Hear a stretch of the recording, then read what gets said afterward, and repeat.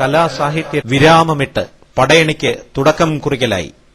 മേൽശാന്തി ബ്രഹ്മശ്രീ ശങ്കരൻ നമ്പൂതിരി ശ്രീകോവിലിൽ നിന്നും പകർന്നു നൽകുന്ന തീക്കനൽ കാരണവർ ഏറ്റുവാങ്ങുമ്പോൾ അഗ്നിസ്വരൂപിണിയായി പള്ളി ഭഗവതി പടയണിപ്പറമ്പിലേക്ക് എഴുന്നള്ളുന്നു. ദേശവഴികളിലും സകല ചരാചരങ്ങളിലും നിറയുന്നു.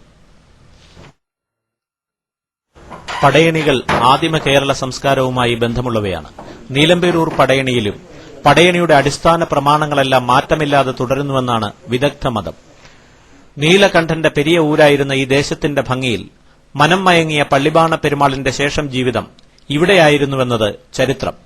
പടയണിയെ പോഷിപ്പിക്കുകയും സംരക്ഷിക്കുകയും ചെയ്ത ആ മഹാരാജാവിന്റെ അനുജ്ഞയ്ക്കായി ക്ഷേത്ര ഭരണസമിതിയുടെ തലവൻ ദേവിസന്നിധിയിൽ നിന്നും ഒരു ദേശത്തിന്റെ മുഴുവൻ മൌനപ്രാർത്ഥനയ്ക്കിടയിൽ നീങ്ങുന്നതും അനുജ്ഞ വാങ്ങുന്നതും ഈ പടയണിയുടെ പാഠഭേദം.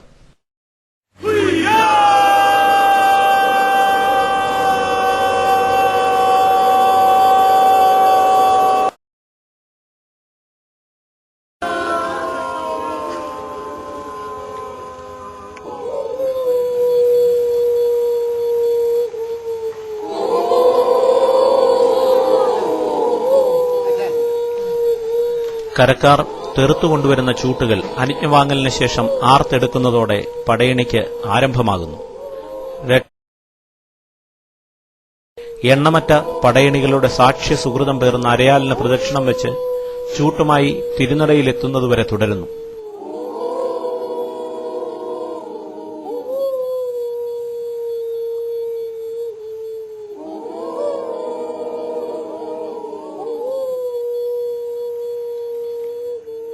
ഇവിടെ തീയാണ് ദൈവം, തീ തെയ്.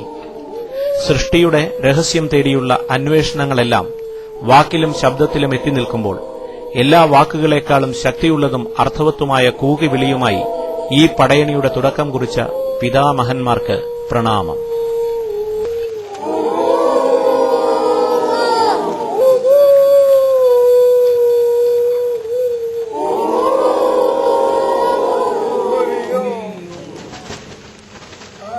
ചൂട്ട് നിലത്തുകുത്തി പടയണി തീരുന്നതോടെ പള്ളി ഭഗവതിയുടെ ചൈതന്യം നിറഞ്ഞ ചൂട്ട് കനലുകൾ പടയണിപ്പറമ്പിലാകെ വിതറുകയാണ്.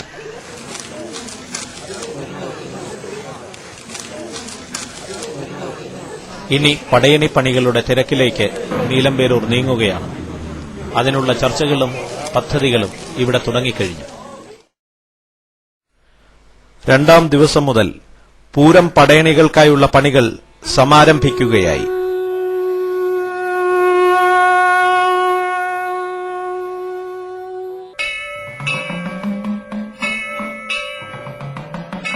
തലമുറകളുടെ സംഗമഭൂമിയായ പടയണിപ്പറമ്പിൽ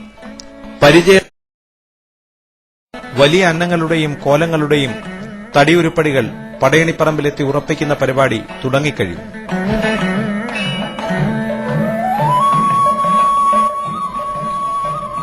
വലിയ അന്നങ്ങളുടെ ചട്ടം കൂട്ടി കാൽ രണ്ടാം ദിവസം തന്നെ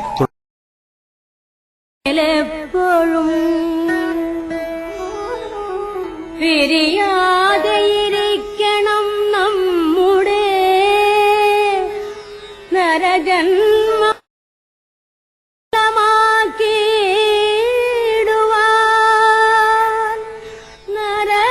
പടയണി പണി തന്നെ നാടിന്റെ വലിയ ഉത്സവമായി മാറുന്നതാണ് രണ്ടാം ദിവസം മുതലുള്ള കാഴ്ച.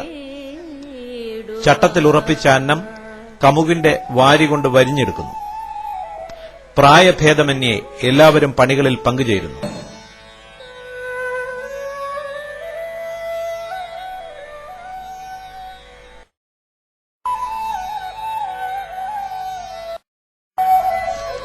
നീലമ്പേരൂർ പടയണിയുടെ സമർപ്പണ ചിഹ്നങ്ങളായി ഉപയോഗിക്കുന്നത് അരയന്നങ്ങളെയാണ്. മാനസ സരസനെ ഭക്തന്റെ മാനസമായും ആത്മസമർപ്പണ സ്വരൂപങ്ങളായി അന്നങ്ങളെയും അവതരിപ്പിക്കുന്ന ആധ്യാത്മിക ചിന്താപദ്ധതി അപാരം തന്നെ. അവയുടെ പണികളും ചൂട്ടിടുമ്പോൾ മുതൽ തുടങ്ങുകയായി. ഇവയുടെ നിർമ്മാണത്തിന് മുന്നോടിയായി ആശാരിമാർ ചട്ടവും ചൊട്ടനാക്കും ഒരുക്കുന്ന പണി പുരോഗമിക്കുന്നു.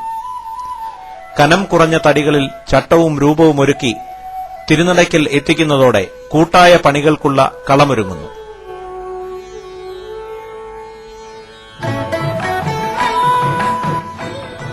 ഇനിയുള്ള പണികൾക്ക് രസവും മുറുക്കവുമേകാൻ വെറ്റിലപാക്കും ഇതോടൊപ്പം ചട്ടത്തിൽ തന്നെ സമർപ്പിക്കുകയാണ്.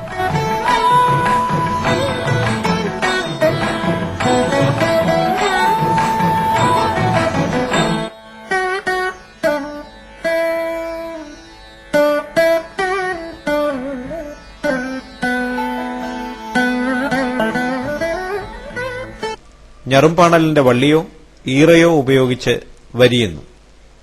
ഇവിടെയും നേതൃത്വവുമായി മുതിർന്ന തലമുറയുണ്ട്. മുഴുവൻ ഊർജവും ചെലവഴിക്കുവാൻ തയ്യാറായി യുവാക്കൾ പണികളിൽ വ്യാപൃതരാകുന്നു. നാളത്തെ പടയണിയുടെ ഉത്തരവാദിത്വം തങ്ങൾക്കാണെന്ന ഉത്ബോധവുമായി ബാല്യകൌമാരങ്ങൾ പടയണിപ്പറമ്പിലെത്തുന്നു. ഒരാണി പോലും ഉപയോഗിക്കാതെ ഒരുക്കുന്ന ഈ തടിക്കൂട്ടിന് വരുവാൻ ഉപയോഗിക്കുന്ന വള്ളികൾ കൂട്ടിക്കെട്ടുന്നത് അരണമരത്തിന്റെ തോല് കീറിയെടുക്കുന്ന നാരുപയോഗിച്ചാണ്. പ്രകൃതിയിൽ നിന്നും വേറിട്ടതായി കഴിവതും ഒന്നും ഉപയോഗിക്കരുതെന്ന നിർബന്ധബുദ്ധി ഇപ്പോഴും ഇവിടെ പ്രകടമത്രേ.